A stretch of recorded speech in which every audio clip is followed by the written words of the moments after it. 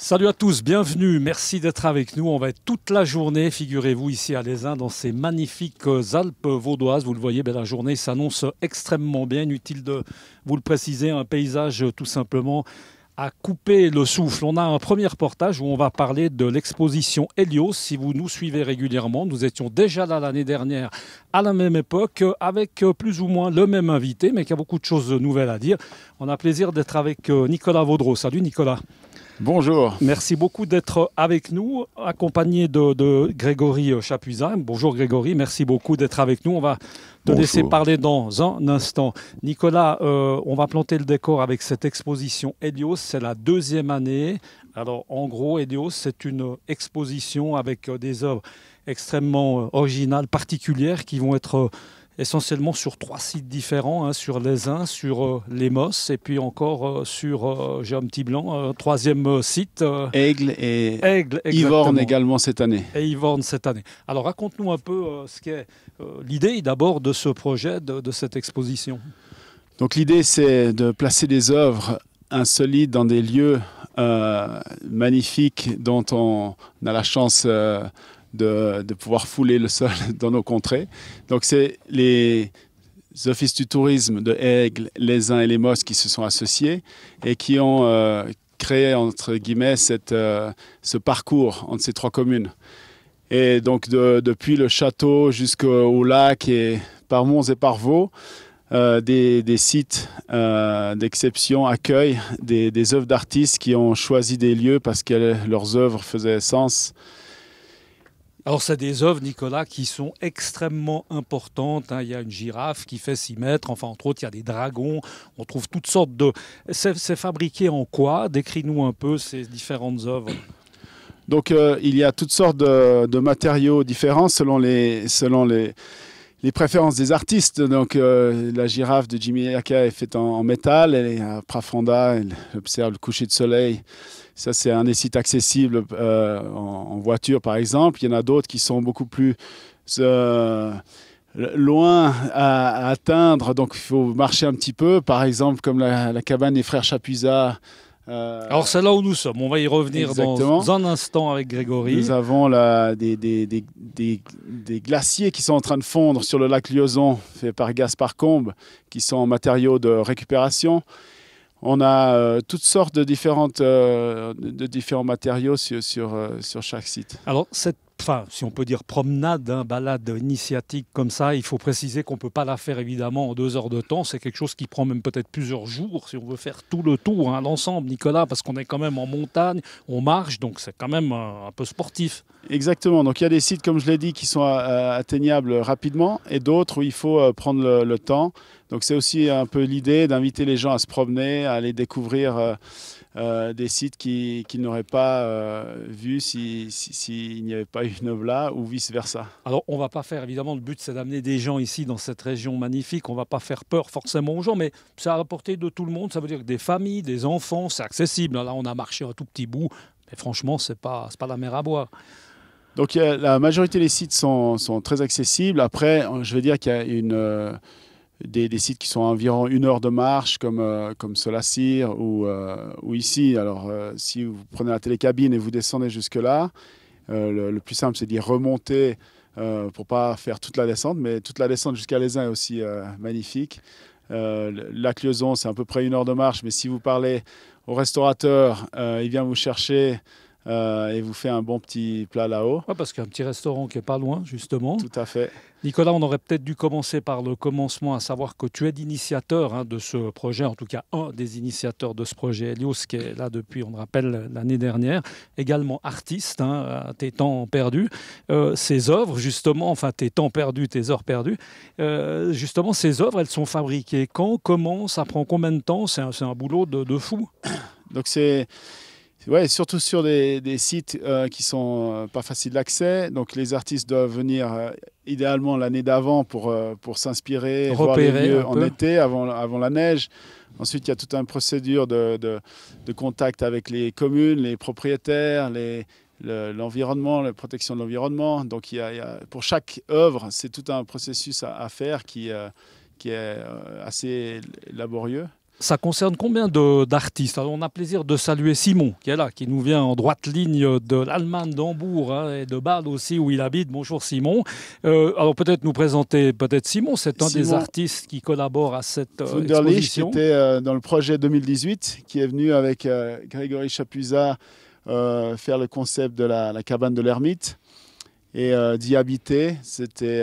L'idée, c'était d'amener un ami de l'Himalaya à venir séjourner sur toute la durée. Ils sont devenus ermites eux-mêmes. Ils ont décidé de rester finalement plus longtemps que prévu. Et puis, on a le plaisir de les retrouver cette année. On va passer le micro, aller rapidement à Grégory, là, qui est à l'ombre, protégé du soleil. Salut Grégory, merci de nous recevoir. C'est presque un peu chez toi, parce qu'au départ, enfin, je sais pas, elle s'appelle Cabane Chapuisat, ou maintenant elle s'appelle Cabane de l'Ermite. Ça a changé de nom, non? C'est quoi? Non, ça a toujours été la Cabane de l'Ermite. D'accord, avec les Chapuisat, alors c'est ça? C'est les frères Chapuisat, les frères Chapuisat, des artistes. De communauté d'artistes. Dont je suis le grand frère, l'initiateur. C'est une série.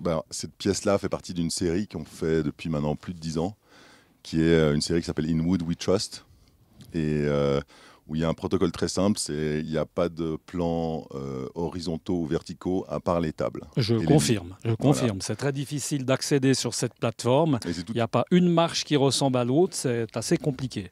Voilà, c'est toute une construction complètement empirique, c'est-à-dire qu'il n'y a pas de plan. Et donc, on construit au fur et à mesure avec mes frères et sœurs de cœur, puisque maintenant, je travaille avec une des équipes plus grandes qu'avant. Avant, je travaillais uniquement avec mon frère. Qui est parti. Qui est toujours là, mais... qui fait d'autres choses. Qui prépare la génération suivante. Très bien. Décris-nous un peu. Donc là-haut, ce fer, tu me l'as dit tout à l'heure, ce sont les chambres. Alors, il faut déjà le savoir. Là, il y a quoi? On dort à combien? 3 Alors personnes? là, on est sur la partie 2018, donc qui est la cabane initiale, qui est...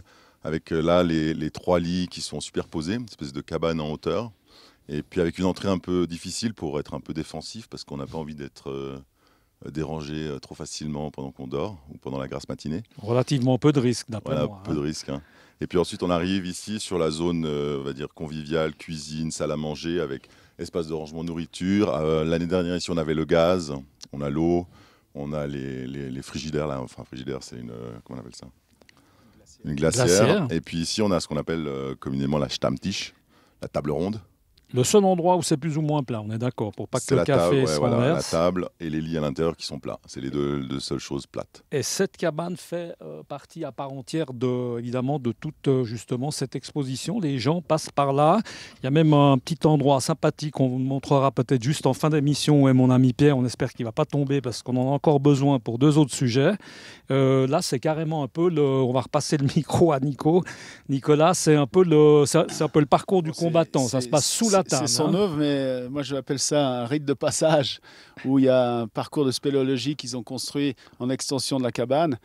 Et puis tu t'y aventures et tu dois trouver la façon de ressortir. Il y a 2 parcours, un parcours noir et un parcours rouge, comme disait Greg. Et puis, alors, les enfants, ils passent facilement parce qu'ils sont plus petits. Les grands ou les plus épais, ceux qui sont en surpoids font un peu le tour, c'est ça. Il faut prendre soit un peu plus de temps mais déjà, en passant sous la table, c'est déjà un petit peu le test, voir si on sent qu'on peut s'y engager ou pas.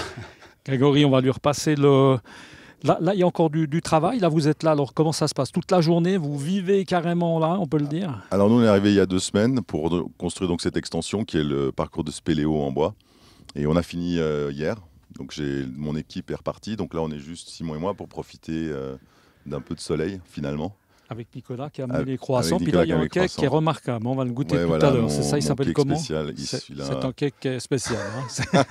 Il s'appelle le bouchon de la grotte aux fées. Oula, dis donc, c'est pas...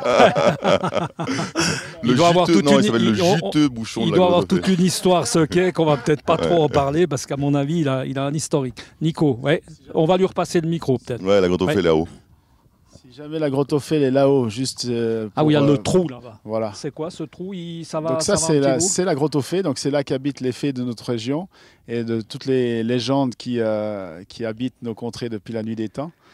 Ça, c'est une des thématiques de l'année passée. Et puis cette année, on est parti un peu sans le vouloir sur une thématique de dérèglement climatique les artistes nous proposant des œuvres, ça nous a amené à la thématique avec ce dromadaire de Christian Gonzenbach qui est en squelette sur les plus hauts lacs, la girafe ou ces icebergs qui sont en fonte.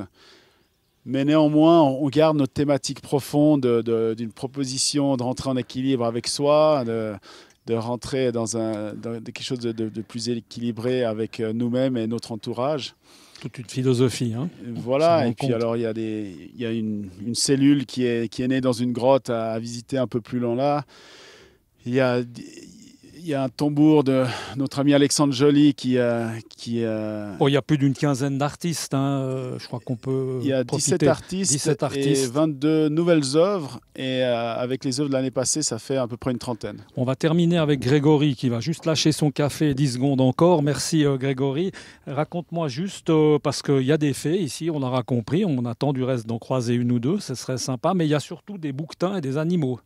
Alors non, pas de bouquetin, je pense qu'on n'est pas assez haut, mais il y a troupeaux de chamois. Troupeaux de chamois. On parle des troupeaux, ils sont, je pense, plus d'une vingtaine, et on les voit tous les soirs sur la face en face qui descendent pour prendre de l'eau. On a une famille de blaireaux juste à côté, on a le renard, on est vraiment bien entouré, quoi. On a l'aigle royal, voilà, très bien. On a l'aigle royal, on a les gypaètes barbus qui viennent des diablerets. On a dès qu'il pleut, on a toutes les petites salamandres noires qui sortent, il y a les grenouilles, on a vraiment... une faune incroyable. Et puis la flore en ce moment est parfaite. Donc vraiment, il y a les gentianes qui arrivent. En tout cas, une chance d'être ici. Messieurs, merci beaucoup. C'est vrai qu'on discuterait encore des heures avec vous. C'est passionnant. Peut-être juste petit côté pratique, Nico. L'exposition est déjà ouverte. C'est jusqu'au mois d'octobre. Hein. Exactement. Donc depuis début juillet, les œuvres ont commencé à apparaître. Et puis une ou deux sont en construction de par des phénomènes naturels, des paysans qui doivent couper les prés avant, et ci et ça. Et puis jusqu'à fin octobre, les œuvres sont visibles. Avec un petit bémol sur les œuvres qui sont en hauteur, parce que l'année passée, la neige est venue vite. Du coup, pour voir les œuvres en hauteur, venez un peu plus tôt, au cas où en octobre, on serait déjà en train de démonter. Et de peler peut-être la neige suivant les périodes pendant qu'on y est. Merci beaucoup merci Nicolas Vaudreau. Merci beaucoup Bienvenue. Grégory Chapuzat. Merci beaucoup Simon. Bonne chance aussi à vous. Merci d'avoir été avec nous. Et puis vous l'aurez compris, eh bien, nous on est là à Dessin, juste en dessus pour l'instant. Et puis tout à l'heure, eh bien, encore plein de belles surprises. On est toute la journée ici dans ces Alpes vaudoises. À tout à l'heure. Ciao.